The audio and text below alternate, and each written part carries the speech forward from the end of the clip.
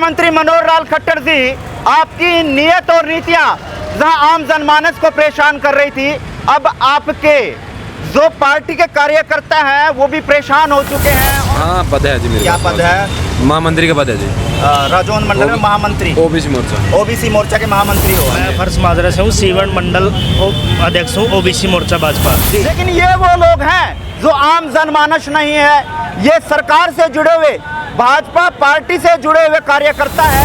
मैं सोमनाथ इंस्पेक्टर के पास गया था, कमलेश जी ने भेजा था, मंत्री जी ने, तो मैंने बोला भी मेरा ये वेरीफाई करो, तो उसके वर्ड ये थे इंस्पेक्टर के, फिर ना तो मैं कमलेश को समझता कुछ, ना यहाँ के डीसी को समझता कुछ, ना लीलाराम को समझता कुछ। बिल्कुल अफसर मुख्यमंत्री से बड़े हो गए हैं, बिल्कुल अफसर मुख्यमंत्री से बड़े हो गए हैं, बिल्कुल अफसर मुख्यमंत्री से बड़े हो गए हैं। बिल्कुल मुख्यमंत्री मनोहर लाल खट्टर जी, इससे ज़्यादा और क्या फजीयत आपके अधिकारी आपकी सरकार की करवाएंगे? अधिकारी हैवी हो गए हैं सरकार पर। इस बात का जवाब तो हमारे माननीय मुख्यमंत्री मनोहर लाल खट्टर जी को देना चाहिए, हमारे अनिल विज जी को देना चाहिए, स्वास्थ्य मंत्री जो हमारे माननीय प्रधानमंत्री नरेंद्र मोदी जी, उनको भी देना चाहिए। मुख्यमंत्री मनोहर लाल जी, आने वाली 2024 में जब आपके नुमाइंदे घर घर जाएंगे, वोट मांगेंगे, तो इस उंगली पर निशान नहीं लगेगा, बल्कि आपके नुमाइंदों को ठेंगा दिखाया जाएगा। किसी का खौफ है, ना ही किसी डर की हमें कोई चिंता है।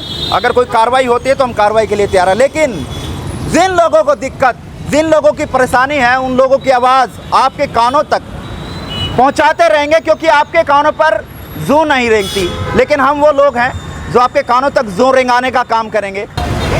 मुख्यमंत्री मनोहर लाल खट्टर जी, आपकी नीयत और नीतियां जहां आम जनमानस को परेशान कर रही थी, अब आपके जो पार्टी के कार्यकर्ता हैं वो भी परेशान हो चुके हैं। और इसमें कैथल के पेहवा चौक से लाइव जुड़ चुका हूं। कैथल का जंतर मंतर कहा जाने लगा है ये चौक, क्योंकि जब भी कोई व्यक्ति परेशान होता है या सरकार की नीयत और नीतियों से परेशान होता है, जिला प्रशासन से परेशान होता है, तो वो यहाँ इस चौक पर, कैथल के जंतर मंतर चौक पर धरना देने के लिए पहुँच जाता है। लेकिन आपको बता दें कि आज वो लोग धरने पर बैठे हैं जिनको जिला खाद्य पूर्ति विभाग द्वारा निकाल दिया गया या उनकी वेरिफिकेशन नहीं की गई। लेकिन ये वो लोग हैं जो आम जनमानस नहीं है, ये सरकार से जुड़े हुए, भाजपा पार्टी से जुड़े हुए कार्यकर्ता हैं। जहां एक तरफ राजौंद मंडल के महामंत्री हैं और एक तरफ जहां पर सीवन मंडल के अध्यक्ष हैं, वो धरने पर सरकार के खिलाफ और अधिकारियों के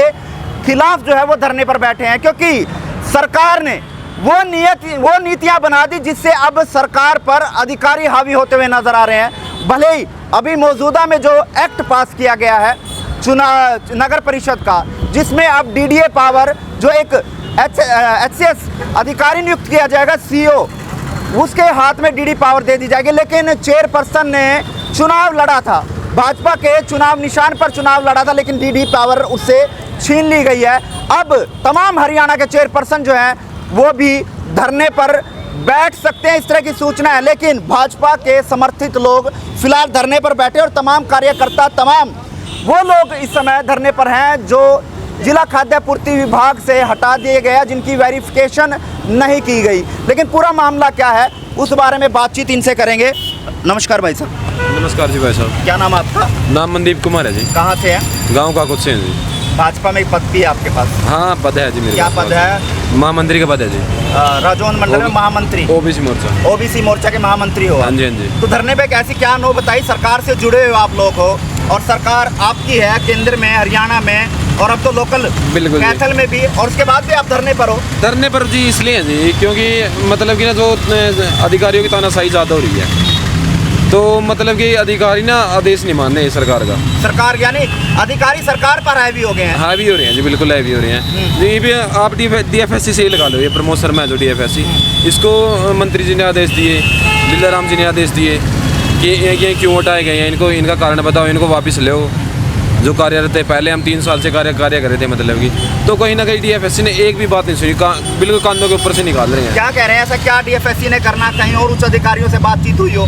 वो इससे ऊपर तो बात हुई नहीं है सर। देखो, जो डीएफएससी साहब से बात हुई थी ना, तो डीएफएससी ने बोला कि हमारे पास जगह नहीं है।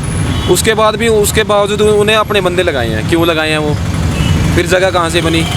कितने साल से आप लोग काम कर रहे हैं? मैं 3 साल से काम कर रहा था वहाँ पे। अच्छा, तो कितने के लोग हटा दिए हैं? 2021 में मेरे को हटा दिया गया था, अब 2022 में इन भाइयों को हटा दिया गया। भाइयों को हटा दिया गया। हाँ, इन्होंने भी प्रयास किया मेरी तरह, जैसे मैंने भी बहुत प्रयास किए, DFSC साहब के पास में गया, रिक्वेस्ट की, सब काम किए, तो मतलब कोई कहीं से कोई भी चारा नहीं बना, कुछ भी नहीं बना। तो जो भाजपा के मंत्री हों या जिलाध्यक्ष हों या मुख्यमंत्री हों, उनके पास आपन भी फरियाद लेकर नहीं गए? हाँ जी, मैं गया, फरियाद लेके गया हूँ। उनकी कोई कमी नहीं है। देखो, मंत्री की मंत्री के दोस्त निकाल रहे, ना ही मंत्री साहब की कोई कमी है, ना ही तुषार जी की कोई कमी, ना ही लीला राम जी की, क्योंकि मेरे सामने ही बिल्कुल ऑन द स्पॉट मेरे सामने ही नहीं, जो इंस्पेक्टर है सोमनाथ, उसको बुलाया गया था मेरे सामने कार्यालय में बिठा के उसको समझाया गया था कि भाई तू क्यों हटा रहा है इनको, ये कर्मचारी हैं, इनको क्यों हटा रहे हैं, कहाँ जाएंगे, समझाया उसको, सब कुछ आदेश भी दिए, पर वो इतना मतलब कि इतना बेकार इंस्पेक्टर निकला ना, इतना बेकार अधिकारी, उसने एक भी नहीं सुनी। वहाँ पे यहाँ पर लिया और हम गए उसके पास में, फिर नाट गया, नुका कौन है भाई और जगह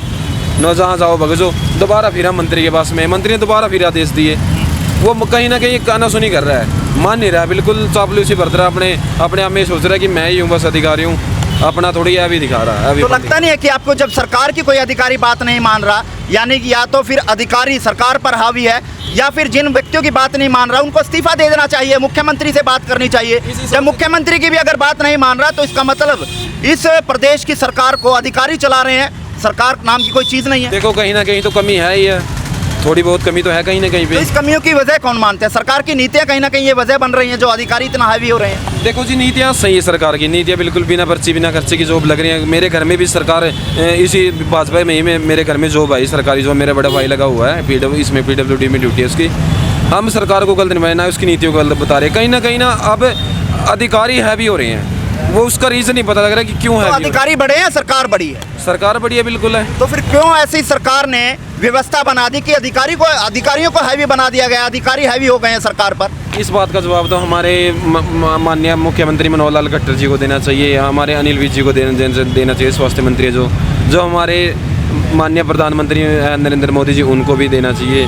मैं तो ये कहूँगा कि देखो, अफसरशाही है, वो अफसरशाही तक ही सीमित रही, ये थोड़ी ना कि मतलब आम आदमी को परेशान करेगा, आम जनता को, आम वर्ग को परेशान करके अपनी खुद की तानाशाही जमा रहे हैं। जैसे ये रोहतक इंस्पेक्टर बैठे सोमनाथ, इसको इतने आदेश दिए, इसको समझा लिया, सब कुछ कह लिया, तो कौन नहीं मान रहा, क्यों नहीं मान रहा? तो यानी कि अब आगे मांग क्या है? क्योंकि यहाँ पर धरना जो आपने दिया है, कहीं आपको ये भी डर नहीं लगता कि आपके खिलाफ FIR दर्ज हो सकते हैं, क्योंकि धरना स्थल नहीं है ये? देखो जी, धरना स्थल नहीं है, हमारे पास अभी वार्निंग भी आई है, पुलिस वालों ने हमें वार्निंग दी है कि यहाँ पे भाई आपके पास परमिशन है। हमने बोला जनाब हमारे पास अभी तो कोई परमिशन नहीं है। हमने परमिशन के लिए अभी एप्लीकेशन लिखी है, अभी यहीं पे ये परमिशन लिखी है अभी हमने, तो हम अभी DC महोदय के पास में जाएंगे, वहाँ से परमिशन लेंगे। अगर परमिशन नहीं मिलती तो फिर भी हमारा प्रयास तो जारी रहेगा। देखो, प्रशासन ने कहीं ना कहीं इसमें हमारी बाधा बन रहा है। तो क्या मांग है, क्या किस तरह की मांग रहे हैं? क्या आपका डेलीगेट मुख्यमंत्री से भी मिलेगा? हमारी एक ही मांग है जी, हमारी मांग ये है कि जो हमारे SKN पे पोर्टल हुआ है उसको वेरीफाई किया जाए, और हमें इस डिपार्टमेंट नहीं कहीं और डिपार्टमेंट में एडजस्ट किया जाए, कहीं भी एडजस्ट किया जाए। जितने भी बैठे हैं सभी गरीब परिवार से हैं, देख लो, सभी मिडिल क्लास फैमिली से, इनका घर का खर्चा कहाँ से चलेगा? घर में एक ठाली बैठे हैं 1 साल से, इनके बच्चे पढ़ाई कर रहे हैं, इनका घर का खर्चा भी है, फैमिली भी सबकी है। चलिए, मुख्यमंत्री मनोहर लाल खट्टर जी, ये व्यवस्था हो गई है आपके प्रदेश की, आपके राज्य की, जहाँ एक तरफ रोजगार तो दिया जाता है और रोजगार देने की बात भी कही जाती है, लेकिन आपके अधिकारियों के रवैये से, आपके अधिकारियों की नीतियों से, और जिस तरह से अफसरशाही सरकार पर हावी हो रही है, उस जरिए से अब इन लोगों के रोजगार खत्म हो चुके हैं। आखिरकार कौन इनके रोजगार को वापस दिलाएगा? क्योंकि सरकार अनेकों दावे करती है, लेकिन अब दावे किस तरह के हैं? क्योंकि सरकार ने वो नीतियां बनाई है कि सारी पावर अफसरशाही यानी कि अधिकारियों को दे दी गई। जब पावर अधिकारियों के पास चली जाएगी तो जनाब हालात यही होंगे, क्योंकि आपके खुद के जो पार्टी है भाजपा, उसके नुमाइंदे, उनके अध्यक्ष जिनके पास पद है, वो लोग धरने पर बैठे हैं। तो आप इसे खुद अंदाज़ा लगा सकते हैं कि 2024 की तैयारियां क्या रहने वाली हैं। जब आम जनमानस परेशान तो है ही, लेकिन अब आपके पार्टी के लोग भी परेशान होने लग गए हैं, तो अब आप ये बखूबी अंदाज़ा लगा सकते हैं मनोहर लाल जी कि आगे 2024 में क्या होने वाला है। फिलहाल और साथी भी हैं, उनसे जान लेते हैं। क्या नाम आपका? मेरा नाम बलराज कुमार है। कहाँ से? मैं फर्श माजरा से हूँ, सीवन मंडल अध्यक्ष हूँ, OBC मोर्चा भाजपा। जी, किस किस तरह की दिक्कतें आ रही हैं और क्यों दिक्कतें आ रही हैं? क्योंकि सरकार का आप हिस्सा है, सरकार जिस पार्टी से सरकार बनी है उसके नुमाइंदे हैं आप लोग। बिल्कुल है सर। सर हमने पार्टी की विचारधारा और अच्छाई और नीतियों को देखकर पार्टी ज्वाइन की थी, लेकिन धरातल पर जो पार्टी है वो जो उनके कार्यकर्ता है बिल्कुल परेशान है, हताश है, बिल्कुल जीरो है। ऐसा क्यों हो रहा है? क्यों हो रहा है? जब आम जनमानस अगर बैठे वो परेशान हो तो चल जाता है, लेकिन पार्टी के लोग परेशान हो रहे हैं। पार्टी के लोगों की सुनवाई नहीं हो रही क्या पार्टी में? इसमें अफसरशाही ज़्यादा हैवी हो रही है। इस कारण पार्टी कार्यकर्ताओं के कोई भी सामूहिक काम है, कोई कार्य नहीं हो रहे। बिल्कुल अफसर मुख्यमंत्री से बड़े हो गए हैं, क्योंकि लोकल विधायक है हमारे भाई लीलाराम जी हैं, उन्होंने भी अक्सर कई बार बयान दिया है कि अफसर हमारी फ़ोन रिसीव नहीं करते, हमारी बात नहीं सुनते। तो एक हम छोटे से कार्यकर्ता है तो उनके साथ भी हमने कई बार फरियाद करी, तब उन्होंने ही ऐसे ऐसे बयान दिए थे, तो हमने भी यहाँ पर आना बैठना ठीक मजबूरी होगी। हमने भी अच्छा समझा कि आप यहीं बैठ जाओ। अड़चन कहाँ आ रही है? आपकी नौकरी में बाधा क्या बन रहा है? कौन व्यक्ति बाधा बन रहा है और क्यों बन रहा है? क्या कारण बताए जा रहे हैं? सर हम ना DFSC खाद्य पूर्ति विभाग में कार्यरत थे। 2021 में 1 दिसंबर को हमें हटा दिया गया, तो उसमें हमारे को ये बोला गया कि आपके यहाँ सैंक्शन नहीं है, पोस्ट सैंक्शन नहीं है, तो आपको आगे से हरियाणा कौशल रोजगार में रजिस्ट्रेशन कराओ, वो रोज़गार देगा। तो हमने वहाँ पर अपना रजिस्ट्रेशन करवा दिया है। तो अब आगे सुनने में आया हरियाणा कौशल रोजगार बोलता है कि अगर आपके पास सरकारी डिपार्टमेंट में कहीं भी काम किया हुआ है, वहाँ का एक्सपीरियंस वेरीफाई है, तो आपको हरियाणा कौशल रोजगार देगा। लेकिन हमारा काम किया हुआ है, सेवा दी हुई है, कोरोना काल में भी सेवा दी हुई है, लेकिन हमारा जो डिपार्टमेंट है, जो हमारे सीनियर ऑफिसर हैं, वो हमारा एक्सपीरियंस वेरीफाई नहीं कर रहे। उनसे कई बार हम मिले, हमने हाथ जोड़े, प्रार्थना की, रिक्वेस्ट की कि हमारा एक्सपीरियंस वेरीफाई कर दो सर, अगर आप हमें जॉब नहीं दे सकते तो हम भविष्य में किसी अदर डिपार्टमेंट में आप जॉब कर सकें। लेकिन अफसर साई कह रहे हैं कि हम तो हमारे यहाँ से होगा नहीं एक्सपीरियंस वेरीफाई। वो बोलते हैं आपका एक्सपीरियंस चंडीगढ़ से वेरीफाई होगा। तो हम कुछ साथी, चौकीदार साथी वहाँ गए चंडीगढ़ डायरेक्टर ऑफिस में, वहाँ हमने पता किया, वहाँ हमारे वितेंद्र है, राव वितेंद्र, जिस पे DDA पावर है, उनसे मिले कि भाई साहब हमने चौकीदार पद पे DFSC डिपार्टमेंट में काम किया हुआ है, हमारा एक्सपीरियंस वेरीफाई कर दो। वो बोलते हैं कि आपका जो DDA पावर है कैथल DFSC के पास है और वहीं से आपका एक्सपीरियंस वेरीफाई होगा, हम कुछ नहीं कर सकते। तो हमें हर जगह से निराशा ही निराशा मिल रही है। तो मांग क्या है? हम सरकार से, हरियाणा सरकार से हाथ जोड़कर यही मांग करते हैं कि अगर पदाधिकारियों की ये स्थिति है तो आम जनमानस की क्या स्थिति रहेगी। तो सरकार से यही है कि हमारा एक्सपीरियंस वेरीफाई किया जाए और हमें कहीं हरियाणा कौशल रोजगार में एडजस्ट किया जाए। तो कब तक ये धरना चलेगा? ये हमारा धरना 7 दिन का है। सोमवार से हमने स्टार्ट किया, अगले सोमवार तक हमारा धरना रहेगा। उसके बाद हम DFSC महोदय को ज्ञापन देंगे लिखित रूप में और DC महोदय को देंगे।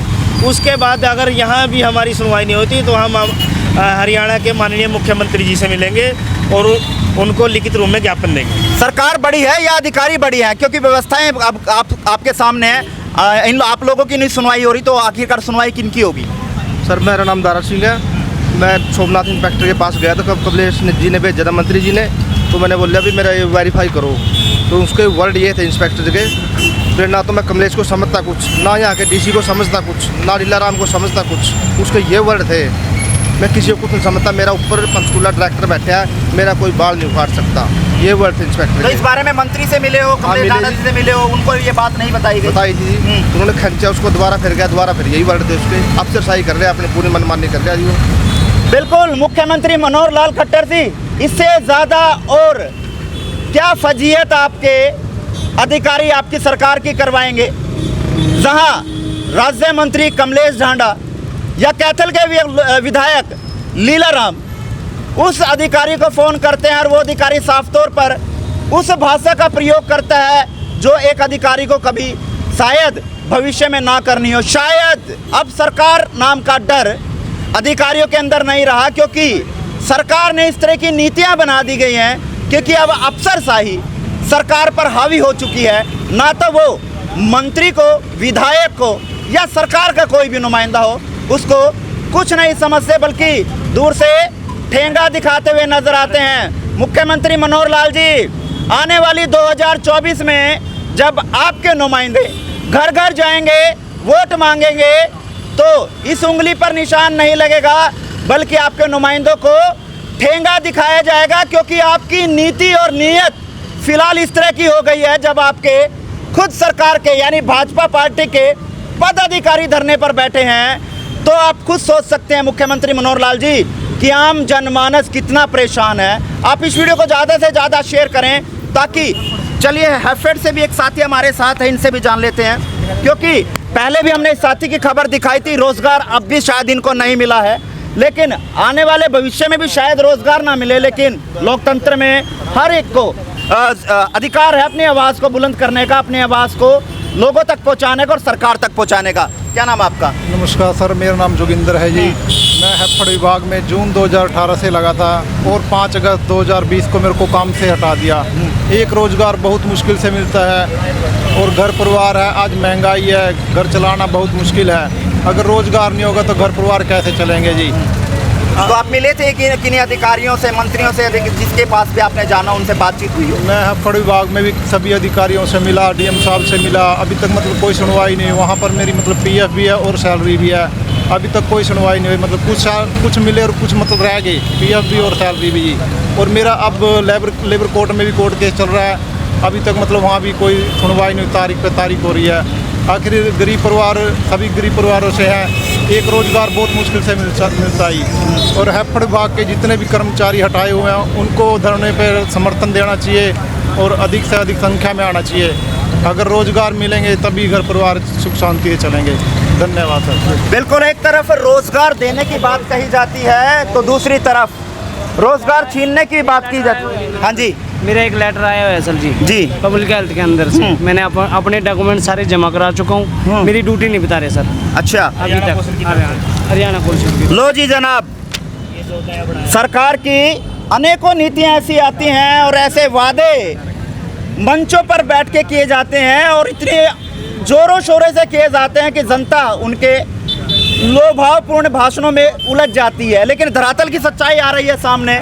लेटर आ गया है इनको, डेवलपमेंट ऑफर लेटर, लेकिन अभी तक इनको ये नहीं बताया जा रहा कि आखिरकार ये ज्वाइनिंग होगी कहाँ इनको रोज़गार मिलेगा, कहाँ इनको काम मिलेगा, कब किसी से मिले, कौन से विभाग में आए थे? पब्लिक हेल्थ में। पब्लिक हेल्थ में आप वहाँ गए तो क्या कह रहे हैं वो लोग? कह रहे हैं जी मैंने डॉक्यूमेंट्स वगैरह सारे जमा करा दिए, मैं भी आपके पास फ़ोन आएगा। अच्छा, आपकी ड्यूटी के लिए मैंने 2 बारी फ़ोन किया। तो कब ज्वाइनिंग थी आपकी? मेरी 1 साथ से थी जी। 1 साथ को अब ज्वाइनिंग थी? अभी तक ज्वाइनिंग नहीं हुई। कौन अधिकारी अड़चन आ रहा है या वो क्या दिक्कत परेशानी आ रही है? परेशानी थी, मैंने 2-3 बारी ऑफिस में भी जाया जी, मेरे को कोई राय नहीं दीजिए बस ये। तो किसी और उच्च अधिकारी से मिले हो इस मामले को? मैं किसी से भाई मैं सिर्फ दफ्तर में ही गया हूँ। तो एक बार इस मामले में आप जो हमारी उपायुक्त महोदय हैं संगीता तिथरवाल, एक लेटर लेकर आप उनके पास जाएं, वो कोई ना कोई समाधान आपका निकाल सकती हैं, ऐसा हमें अनुमानित लगता है। आप उनसे मिलें, आपका अनुमान जो आपकी समस्या है वो दूर होगी। ठीक है सर। लेकिन मुख्यमंत्री मनोहर लाल खट्टर जी या भाजपा के तमाम वो नुमाइंदे जो इस वीडियो को देख रहे हैं, ना हमें किसी का खौफ है, ना ही किसी डर की हमें कोई चिंता है। अगर कोई कार्रवाई होती है तो हम कार्रवाई के लिए तैयार है, लेकिन जिन लोगों को दिक्कत, जिन लोगों की परेशानी है, उन लोगों की आवाज़ आपके कानों तक पहुंचाते रहेंगे, क्योंकि आपके कानों पर जू नहीं रेंगती। लेकिन हम वो लोग हैं जो आपके कानों तक जू रेंगाने का काम करेंगे। इन दबे कुचले लोगों की आवाज़ अगर अधिकारी नहीं सुनेंगे या प्रशासन नहीं सुनेगा या सरकार के नुमाइंदे नहीं सुनेंगे, उनकी आवाज़ आप तक पहुंचाने के लिए हम लोग मैदान में हैं। किसी तरह का डर नहीं है, किसी तरह का भय नहीं है। लेकिन मुख्यमंत्री मनोहर लाल खट्टर जी, अगर 2024 के सपने अगर आप देख रहे हैं तो वो सपने देखना बंद कर दें, क्योंकि अब लोग सड़कों पर उतर चुके हैं और आपके खुद पदाधिकारी धरने पर बैठ चुके हैं। तो वो सपने साकार किस तरह से संभव होंगे, ये 2024 में देखने को मिलेगा। लेकिन हम अपने चैनल के माध्यम से अपील भी करते हैं लोगों से, और सरकार से भी करते हैं और अधिकारियों से भी करते हैं कि जिन व्यक्तियों को रोज़गार मिला है, कम से कम उनका रोज़गार ना छीने। रोज़गार देने की बात तो कही जाती है, लेकिन रोज़गार दिए नहीं जाते। लेकिन जिनको दिए गए हैं, कम से कम उनका रोज़गार छीनने का काम तो ना करें। आप इस वीडियो को ज़्यादा से ज़्यादा शेयर करें, ताकि संबंधित मंत्री, मुख्यमंत्री और उस अधिकारी तक पहुंच सके और इन युवा साथियों का रोज़गार जो है वो वापस मिल सके।